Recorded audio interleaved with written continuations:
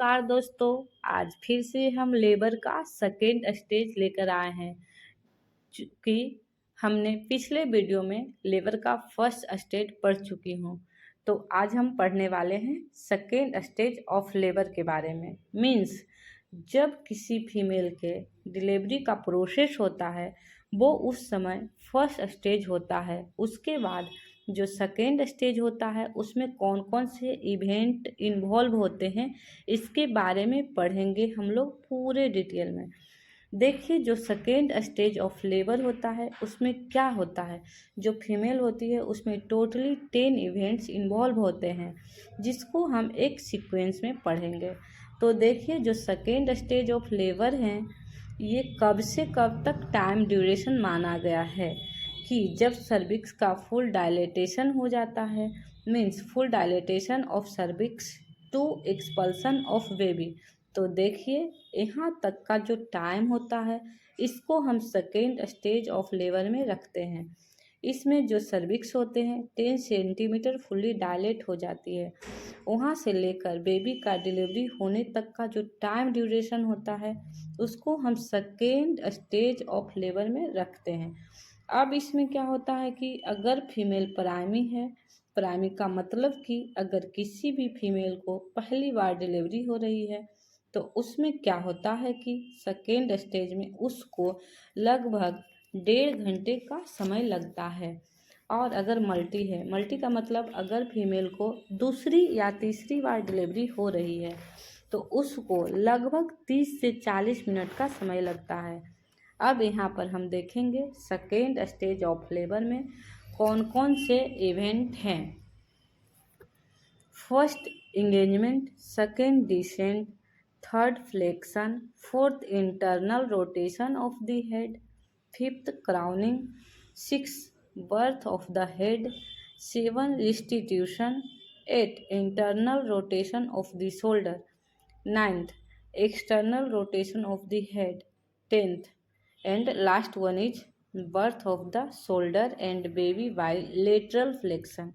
तो देखिए, ये 10 इवेंट्स होते हैं जिनको हम 1 बाई 1 पढ़ेंगे सेकेंड स्टेज ऑफ लेबर में पूरे डिटेल में। तो सबसे पहले हम एंगेजमेंट देखेंगे। तो एंगेजमेंट में क्या होता है कि जो फीटस होता है, मीन्स बेबी, वो जो पेल्विक ब्रीम होता है उसमें आकर स्टेबल हो जाता है। मीन्स फिक्स्ड हो जाता है, एंगेज हो जाता है। इसको हम बोलते हैं जीरो स्टेशन। और एंगेजमेंट के पहले बेबी के पोजीशन चेंज हो सकती है, बट जब बेबी एंगेज हो जाती है पेल्विक ब्रीम में तब इसका पोजीशन नहीं चेंज हो सकता है। इसको एंगेजमेंट बोलते हैं। नेक्स्ट देखते हैं डिसेंट। डिसेंट का क्या मतलब होता है। डिसेंट में जो यूट्राइन कॉन्ट्रैक्शन आता है फीमेल को, वो जो यूट्राइन कॉन्ट्रैक्शन के थ्रू एफर्ट लग रहा है, इसके साथ जो मदर अपना एफर्ट लगा रही है और बेबी जो अपना खुद का एफर्ट लगा रही है, ये तीनों जो एफर्ट होते हैं ये मिलकर क्या काम करते हैं, जो बेबी होता है उसको नीचे आने के लिए पुश करते हैं। तो डिसेंट का मतलब ही होता है बेबी का नीचे आना। तो नेक्स्ट देखते हैं फ्लेक्शन। फ्लेक्शन का क्या मतलब होता है। फ्लेक्शन का मतलब होता है जो बेबी का हेड है और ट्रंक है उन दोनों के बीच कितना फ्रिक्शन हुआ है, मतलब कि उन दोनों में कितना अटैचमेंट हुआ है। देखिए, जब यूट्राइन कॉन्ट्रैक्शन होता है और मदर अपना एफर्ट लगाती हैं तो इसमें होता क्या है, जैसे कि मान लीजिए यूट्रस में ऊपर की तरफ से जब यूट्राइन कॉन्ट्रैक्शन होता है तब एफर्ट लगता है, उसके साथ ही मदर अपना एफर्ट लगाती है और फिटस भी अपना एफर्ट लगाता है जो नीचे की तरफ लगता है। और इधर से क्या होता है, जो सर्विक्स होती है वो भी अपना एक रेजिडुअल एफर्ट लगाती है जो अपवर्ड की तरफ हो, ऊपर की तरफ होता है। इससे क्या होता है, जो बेबी होता है वो फ्लेक्स होता है, चूँकि ऊपर से एफर्ट लग रहा है और इधर नीचे से भी एफर्ट लग रहा है, एक रेजिडुअल एफर्ट लग रहा है ऊपर की तरफ। इससे क्या होता है कि जो बेबी होती है फ्लेक्स होता है, इससे जो बेबी का प्रेजेंटिंग पार्ट होगा, मान लीजिए कि बेबी का प्रेजेंटिंग पार्ट हेड है, तो क्या होता है कि ये जो सर्विक्स के थ्रू जो एफर्ट लग रहा है उसकी वजह से जो बेबी का हेड होगा फ्लेक्स होगा, और इधर से जो एफर्ट लग रहा है नीचे की तरफ, इससे बेबी का ट्रंक वाला पार्ट होगा वो फ्लेक्स होगा, और इस तरह से जो होगा बेबी होगा उसका फुल्ली फ्लेक्शन होगा, और बेबी कॉम्पैक्ट मास लाइक स्ट्रक्चर बन जाएगा। बेबी बिल्कुल मुड़ जाएगा, और जो बेबी का चिक होगा पूरी तरह से चेस्ट से अटैच हो जाएगा।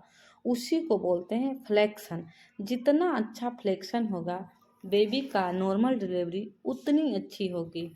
तो चलिए अब आगे देखते हैं internal rotation of the head.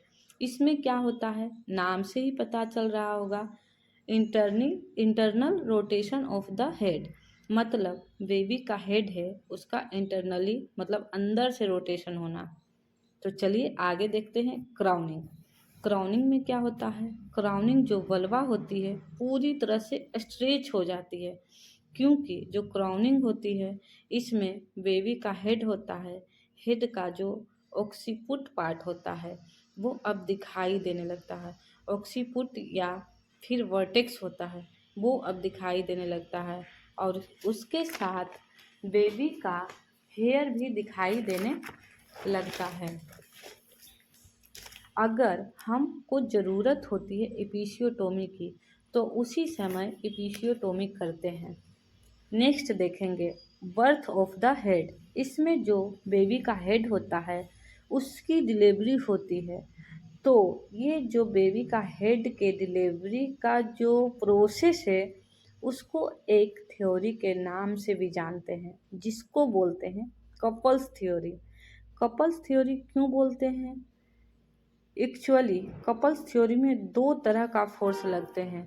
First, uterus and mother का फोर्स जो डाउनवर्ड एंड फॉरवर्ड लगता है। सेकेंड, प्रीनियम एंड सर्विक्स का फोर्स जो अपवर्ड एंड फॉरवर्ड लगता है। तो जहाँ पे ये फोर्स मिलते हैं, मतलब कि जो यूट्रस का यूट्राइन कॉन्ट्रैक्शन वाला फोर्स है और मदर का फोर्स, जहाँ पे ये दोनों फोर्स एक साथ लगते हैं, और नीचे से क्या होता है कि प्रीनियम या सर्विक्स होता है, उनका जो फोर्स लगता है अपवर्ड की तरफ।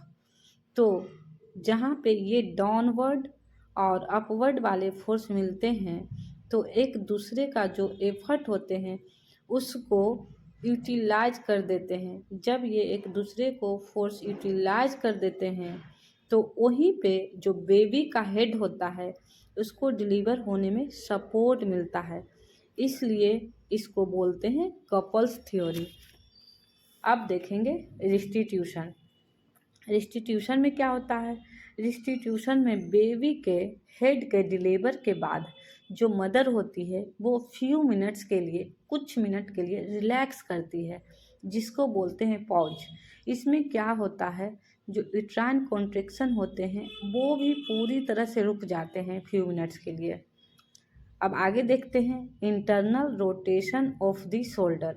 इसमें क्या होता है कि जब बेबी का हेड डिलीवरी हो गया है और अब शोल्डर की डिलीवरी होनी है, तो उस समय जो शोल्डर होगा उसका इंटरनल रोटेशन होगा, कितना होगा, 45 डिग्री होगा।